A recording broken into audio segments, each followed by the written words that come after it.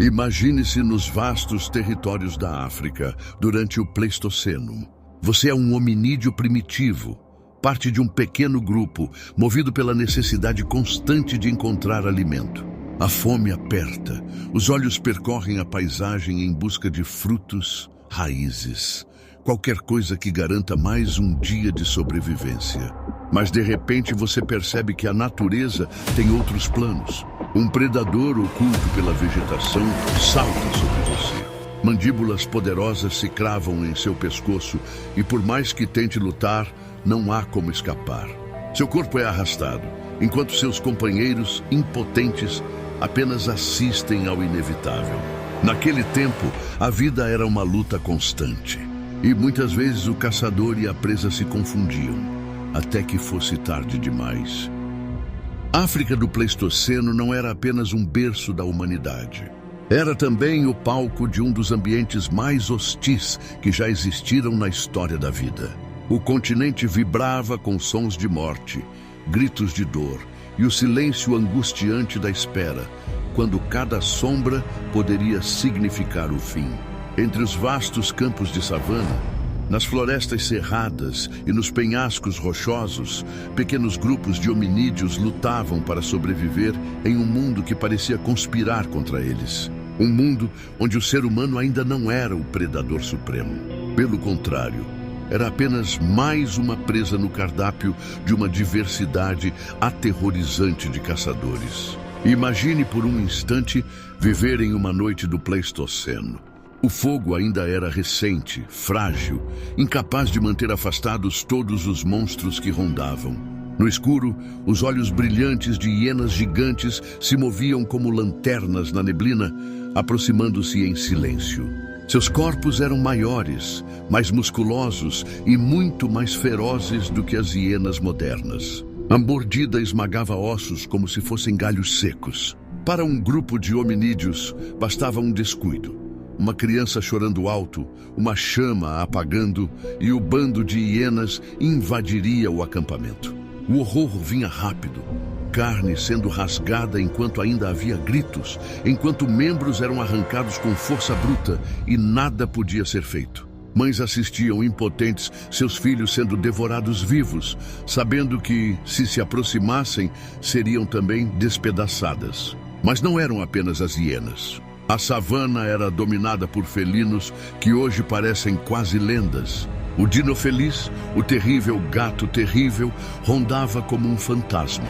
Mais baixo que um leão, mas com músculos densos e presas afiadas, era especialista em atacar primatas e hominídeos. Evidências fósseis mostram marcas de suas presas em crânios humanos. Imagine um amanhecer. O grupo desperta, mas uma criança desapareceu. Rastros de sangue levam até a sombra de uma árvore. Lá no alto, o dino feliz repousa, com o corpo ainda quente da criança presa entre as patas, os olhos fixos, frios, encarando os sobreviventes. O silêncio do grupo é quebrado apenas pelo som de ossos sendo mastigados. E havia o Homotherium, o tigre de presas em cimitarra. Diferente do Smilodon, ele era corredor, caçador de grupo, capaz de enfrentar até mesmo os ancestrais dos elefantes. Para um pequeno grupo de hominídeos, encontrar uma alcateia de Homotherium era encontrar a morte inevitável. Eles não matavam rápido como os grandes felinos modernos.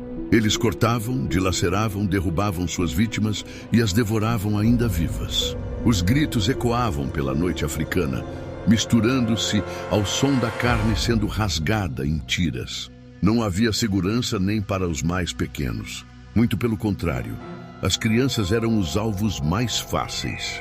E a crueldade da natureza não se limitava a felinos ou hienas. As aves de rapina também representavam uma ameaça constante. Crânios de crianças do gênero Australopithecus, encontrados na África, mostram marcas inconfundíveis de garras e bicos de grandes águias. Imagine a cena.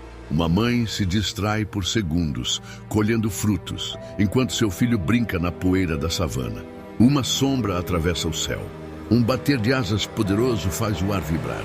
A criança sequer tem tempo de gritar. Garras perfuram o crânio, esmagam ossos frágeis. Em um instante, Ela é erguida para o alto, levada viva, ainda se debatendo até o ninho da águia gigante. Ali será devorada pedaço por pedaço, enquanto ainda respira, incapaz de entender o terror que a consome. Esse era o destino de muitos pequenos hominídeos. Um destino cruel, onde até o céu era um inimigo. O sofrimento não acabava aí. As noites eram povoadas pelo rugido do leão do Pleistoceno, maior do que qualquer leão moderno.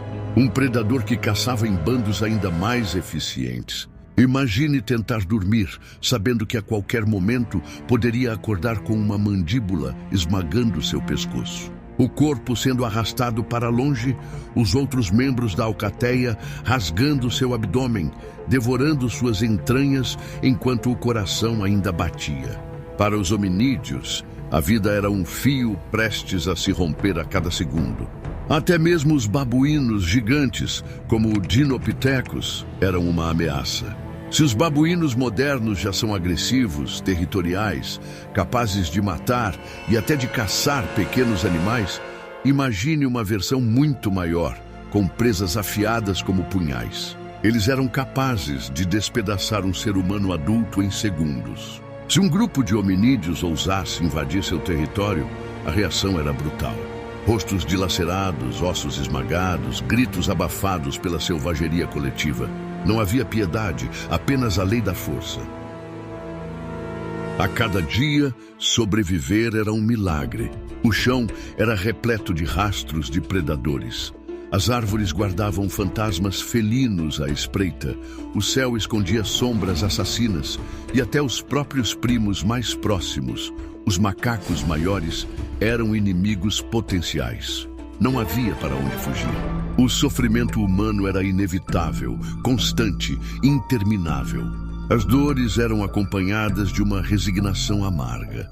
Muitos sabiam que não chegariam ao próximo amanhecer.